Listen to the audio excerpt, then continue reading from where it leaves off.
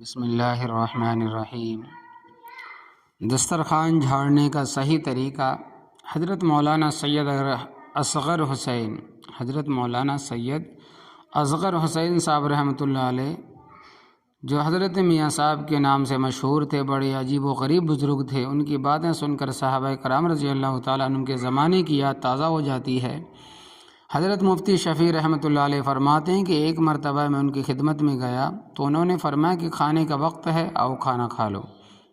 میں ان کے ساتھ کھانا کھانے بیٹھ گیا۔ جب کھانے سے فارغ ہوئے تو میں نے دسترخوان کو لپیٹنا شروع کیا تاکہ میں جا کر دسترخوان جھاڑ دوں، تو حضرت میاں صاحب نے میرا ہاتھ پکڑ لیا اور فرمایا کیا کر رہے ہو؟ میں نے کہا حضرت دسترخوان جھاڑنے جا رہا ہوں۔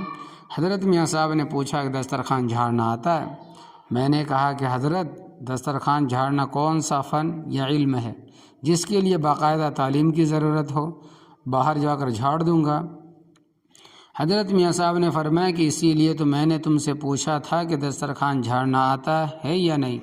معلوم ہوا کہ تمہیں دسترخوان جھاڑنا نہیں آتا۔ میں نے کہا پھر آپ سکھا دیں۔ فرمایا کہ ہاں، دسترخوان جھاڑنا بھی ایک فن ہے، ایک کام ہے، ایک علم ہے۔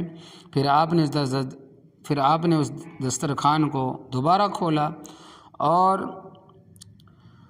اس دسترخوان پر جو بوٹیاں یا بوٹیوں کے ذرات تھے ان کو ایک طرف کیا، اور ہڈیوں کو جن پر کچھ گوشت وغیرہ لگا ہوا تھا ان کو ایک طرف کیا، اور روٹی کے ٹکڑوں کو ایک طرف کیا، اور روٹی کے جو چھوٹے چھوٹے ذرات تھے ان کو ایک طرف جمع کیا۔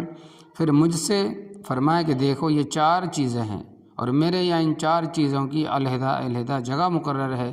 یہ جو بوٹیاں ہیں ان کی فلاں جگہ ہے۔ بلی کو معلوم ہے کہ کھانے کے بعد اس جگہ بوٹیاں رکھی جاتی ہیں، وہ آ کر ان کو کھا لیتی ہے، اور ان ہڈیوں کے لیے فلاں جگہ مقرر ہے۔ محلے کے کتوں کو وہ جگہ معلوم ہے، وہ آ کر ان کو کھا لیتے ہیں۔ اور یہ جو روٹیوں کے ٹکڑے ہیں ان کو میں اس دیوار پر رکھتا ہوں، یہاں پرندے، چیل، کوے آتے ہیں، وہ ان کو اٹھا کر کھا لیتے ہیں۔ اور یہ جو روٹی کے چھوٹے ذرات ہیں تو میرے گھر میں چونٹیوں کا بل ہے، ان کو اس بل کے پاس رکھ دیتا ہوں، وہ چونٹیاں اس کو کھا لیتے ہیں۔ پھر فرمایا یہ سب اللہ تبارک و تعالیٰ کا رزق ہے، اس کا کوئی حصہ ضائع نہیں جانا چاہیے۔ حضرت مفتی تقی عثمانی صاحب مدظل فرماتے ہیں کہ حضرت والد صاحب رحمۃ اللہ علیہ فرمایا کرتے تھے کہ اس دن ہمیں معلوم ہوا کہ دسترخوان جھاڑنا بھی ایک فن ہے، ایک علم ہے، اور اس کو بھی سیکھنے کی ضرورت ہے۔